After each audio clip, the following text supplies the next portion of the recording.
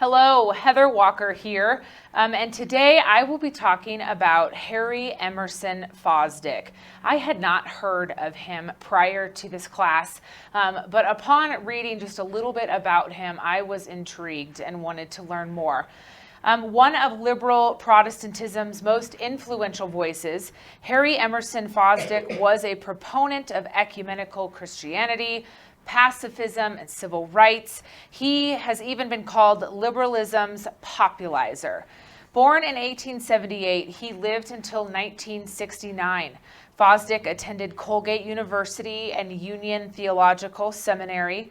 From 1918 to 1925, Fosdick, though a Baptist, served as minister of First Presbyterian Church in New York. From this pulpit, he began preaching and writing for the Modernist cause and began to stir the pot.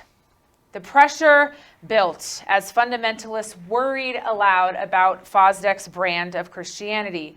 Fundamentalist intellectual J. Gresham Machen asked, "The question is not whether Mr. Fosdick is winning men, but whether the thing to which he is winning them is Christianity." Harry Emerson Fosdick's influential 1922 sermon, "Shall the Fundamentalists Win?" called for an open-minded intellectual and tolerant Christian fellowship. Though the sermon cost him his post at New York's First Presbyterian Church, his views represented those of an influential Protestant minority. And Fosdick would go on and enjoy a long career at Riverside Church, built for him by John D. Rockefeller.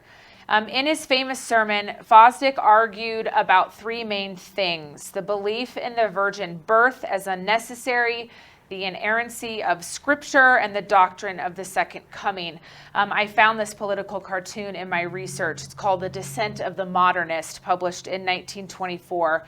I believe it was published in one of William Jennings Bryan's books. The Baptist oil baron John D. Rockefeller, the wealthiest man in the nation, loved Fosdick's sermon and paid for 130,000 copies to be printed and distributed to every Protestant minister in the United States. In fact, I found in my research that Fosdick's brother, Raymond, would go on and run the Rockefeller Foundation for John D. Rockefeller for 3 decades.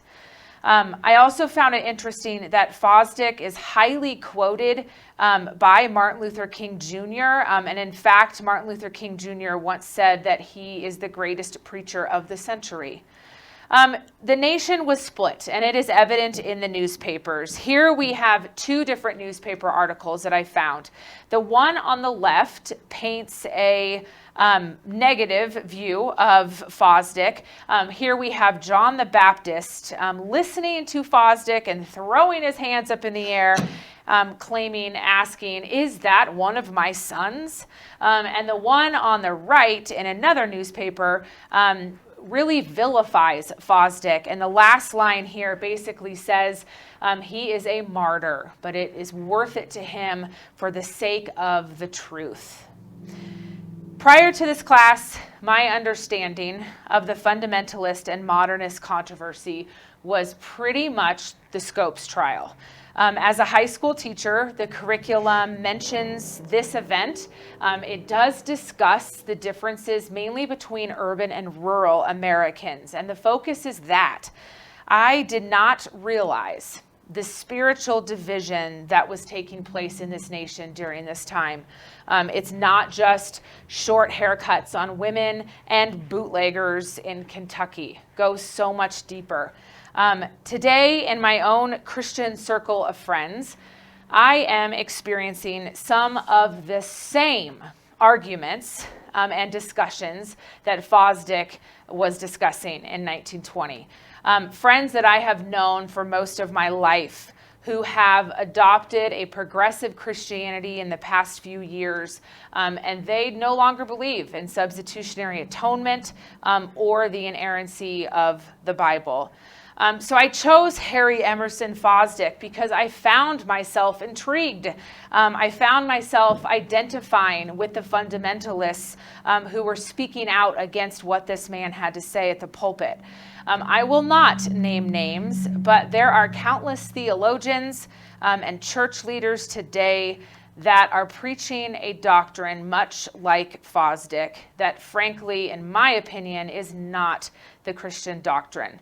I am reminded of Ecclesiastes 1:9, and that there is nothing new under the sun.